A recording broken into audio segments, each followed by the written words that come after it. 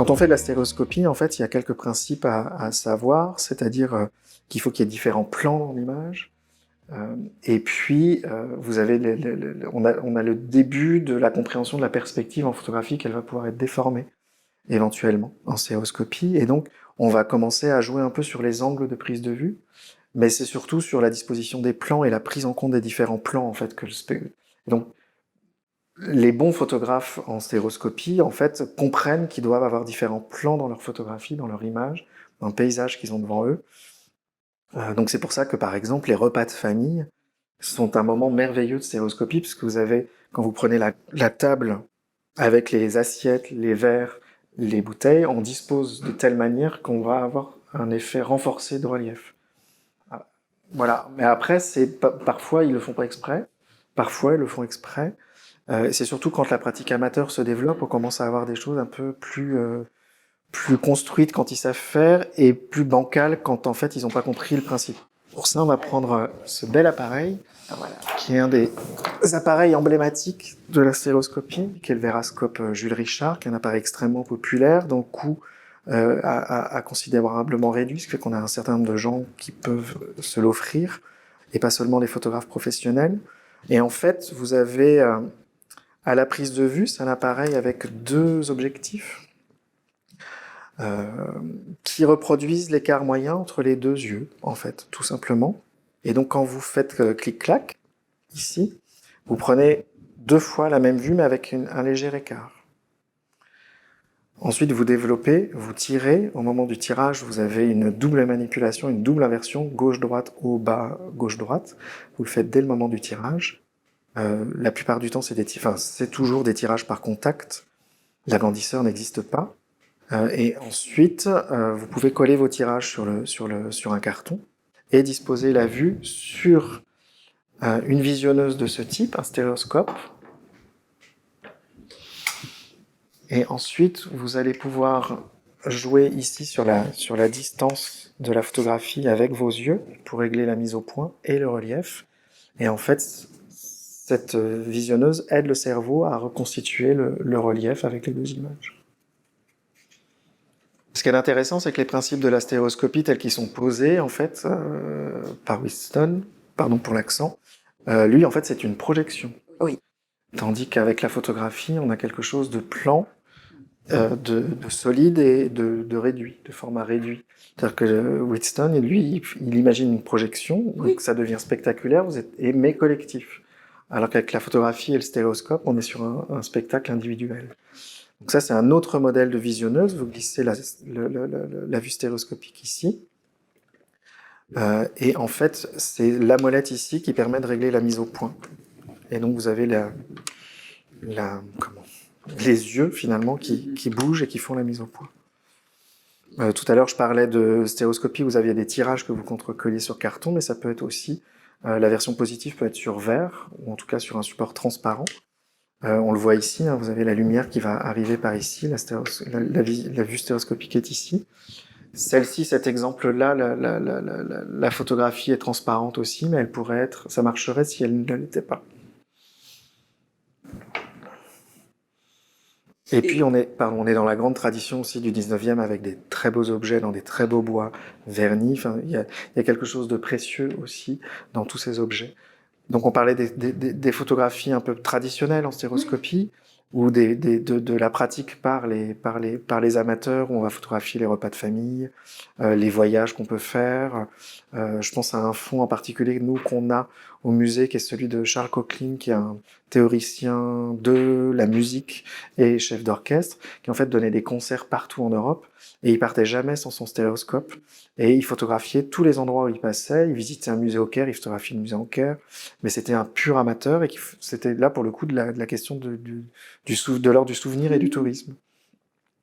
Par contre, les éditeurs, au-delà de ces grands thèmes traditionnels qu'on évoquait tout à l'heure, vont commencer à produire des séries et éditer des séries humoristiques, avec des mises en scène complètes, avec des baigneuses. Alors on n'est pas encore dans la pornographie et l'érotisme, mais on est sur des choses un peu frivoles, un peu coquines, un peu amusantes. Et donc là, vous les trouvez dans ces lieux de sociabilité, vous mettez votre petite pièce et vous avez la série de 10. Et en termes de spectaculaire, tout à l'heure on évoquait ça, vous avez aussi des exemples de vues stéréoscopiques, en fait elles sont sur support transparent. Vous avez une vue touristique classique. En fait, quand vous la retournez, vous apercevez que tout a été peint derrière. Et quand vous éclairez, vous avez une autre vue qui apparaît, en fait. Ouais. Donc vous avez deux vues au lieu d'une.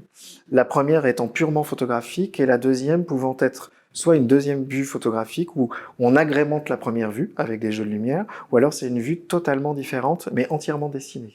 Ça, je l'ai vu effectivement dans les reproductions de collections existantes en Grande-Bretagne, qui consonnent aussi avec cette idée du visible qui n'est pas l'intégralité du visible, aussi avec tout le mouvement spiritualiste et toute cette idée d'un autre monde qui nous est caché, mais qu'on peut découvrir. Et alors, ce qui est passionnant, c'est de voir que la stéréoscopie est déjà prise dans ce mouvement et sert aussi à lui donner, si je puis dire, visibilité. On a aussi voilà, des reproductions stéréoscopiques de tableaux. C'est-à-dire qu'on a voilà, des tableaux qui sont joués et donc photographiés en stéréoscopie et ensuite montrés comme si le tableau s'animait littéralement. Voilà, donc on a, à la fois, c'est pas uniquement une reproduction du monde, c'est aussi une transformation du monde à travers cette technique pour déboucher sur quelque chose qui n'a plus rien à voir avec, je dirais, la fonction documentaire ou la fonction mémorielle de la photo, mais vraiment avec une fonction imaginative, c'est-à-dire que c'est un médium qui permet aussi de créer, et pas uniquement de documenter ou de se rappeler, voilà, mais qui est aussi il y a aussi une dimension ludique, une dimension de spectacle pour amuser, pour émerveiller, pour faire rire, pour faire réfléchir, pour faire peur. C'est aussi un médium qui se prête bien à cette forme-là de spécularisation et de spectacularisation. Oui, ça marche avec la photographie et la stéréoscopie en particulier. Tout à l'heure, on parlait de retouches dans les alors non, pas dans les collections, mais il y a une collection publique qui conserve un immense ferrotype qui doit faire 30 par 40 cm et qui est entièrement repeint en couleur et de manière un peu grossière. Donc c'est un repas de famille. Et de manière un peu grossière, vous avez un fantôme en deuxième plan qui a été entièrement repeint. Donc là, on est sur quelque chose d'effectivement très grossier, mais vous avez exactement la même chose en stéréoscopie, avec des jeux en jouant sur la sensibilité des films, par exemple. Vous faites une double exposition. La première, vous avez les gens et un type qui a mis un drap sur sa tête. La deuxième exposition, vous avez juste les gens. Ce qui fait qu'au moment du tirage, en superposant, vous avez comme un fantôme transparent derrière les sujets. Alors quand c'est en stéréoscopie, en plus, vous avez le fantôme en relief, ce qui est d'autant plus impressionnant. Et quand on connaît l'appétence voilà, des Victoriens pour ces histoires de fantômes, d'esprits, de revenants, c'est pas étonnant de trouver, cette matérialisation voilà, des fantômes. Sachant qu'au tout début, c'était plutôt accidentel.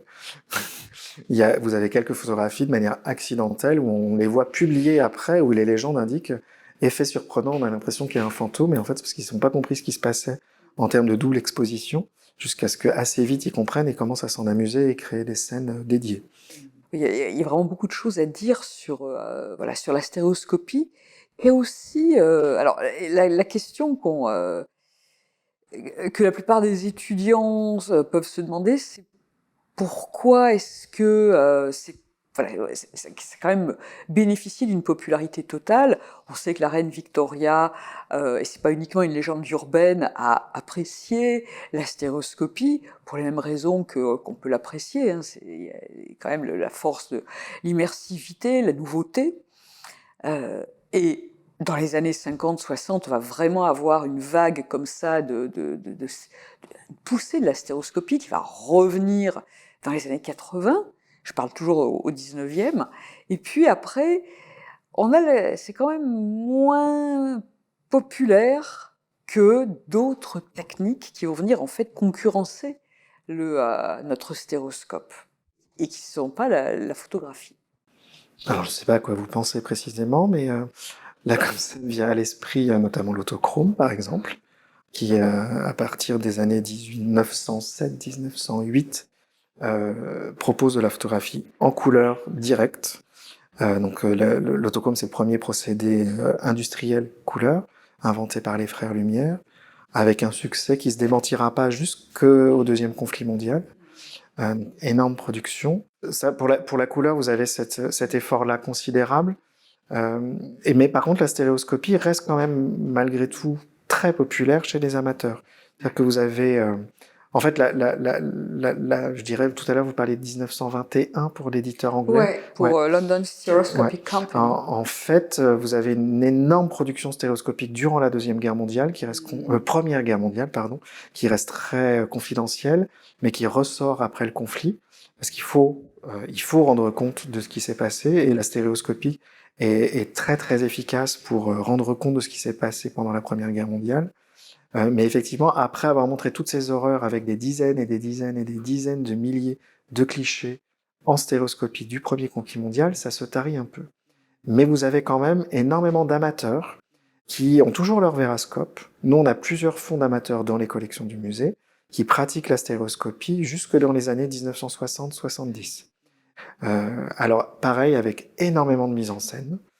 On revient à des sujets très grivois, dans ce fond-là en particulier, mais qui représente, je sais pas, 20% du fond, parce qu'en fait, quand on a acquis le fond, il y avait à peu près 60 000 vues stéréoscopiques sur verre entre 1920 et 1960. Et c'est le même type, 1930 et 1960, et c'est le même type, avec les mêmes demoiselles, qui l'accompagnent dans tous ces délires, qui font énormément de naturisme, qui font des balades en montagne, et ils photographient absolument tout. Et en volume, c'est l'équivalent de mon Charles Coqueline de tout à l'heure, sauf qu'on a 40 ans d'écart entre les deux fonds, en fait. Et on a plusieurs fonds de ce type, en fait, où on s'aperçoit qu'il y a énormément d'amateurs qui s'en amusent. Mais effectivement, la couleur va commencer à remplacer. Le stéréoscope, mine de rien, ça reste quand même assez technique et il faut être sur pied. Il faut être très très stable pour produire de ce type de photographie. Or, dans les années 20-30, vous avez les premiers appareils à main qui arrivent. Vous êtes dégagé du pied photographique et vous êtes beaucoup plus libre de vos mouvements et de ce que vous voulez faire. Donc ça change aussi le rapport à la pratique de la stéréoscopie. C'est moins intéressant, moins gratifiant immédiatement. À mon sens aussi, ce qui peut expliquer, je dirais, le désamour pour le stéréoscope, c'est aussi le cinématographe. Oui, aussi, et la télévision surtout. Voilà. C'est-à-dire que c'est une autre forme d'immersivité voilà, mais le développement du cinématographe à partir de 1895, au niveau de la consommation, pas au niveau de la production, mais va vraiment concurrencer le stéréoscope. Oui, c'est vrai que moi j'étais resté sur la photographie à proprement parler, mais effectivement le cinématographe concourt enfin, il est beaucoup plus spectaculaire que tout ce que la photographie pourra proposer. Mais en même temps, le cinématographe tue pas la photographie ni la stéréoscopie, parce que l'un se met au service de l'autre assez facilement. Mais effectivement, ça contribue à la baisse de la popularité de la stéréo. Mais à rebours, dans les années 1970, vous avez les Disney qui sortent et vous allez à Disneyland en Floride et vous achetez des Viewmaster avec des photogrammes des films Disney que vous voyez en relief. Donc le succès du relief ne se dément pas, en stéréoscopie j'entends, tout au long du siècle. Ah, et on voit même voilà, il y aura toujours, y compris des films en 3D, plusieurs procédés qui vont être développés tout au long du XXe siècle et qui sont encore d'actualité jusqu'à ce qu'on arrive, mais c'est pas exclusif, en fait à quelque chose qui reprend la stéréoscopie et la réalité virtuelle tout simplement.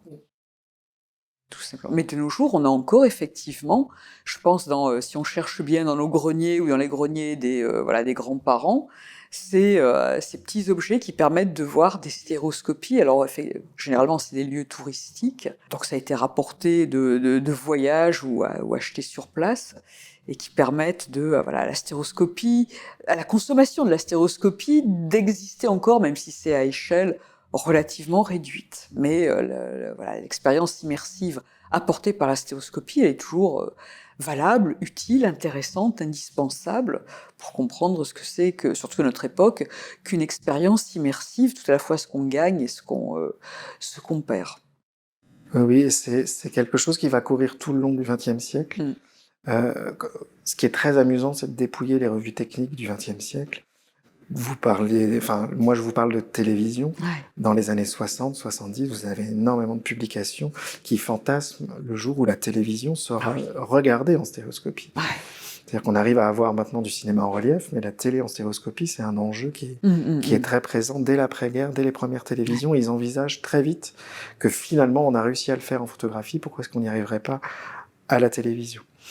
Et cette fascination pour le relief, elle est toujours très très présente, et depuis l'invention de l'image reproduisant le réel.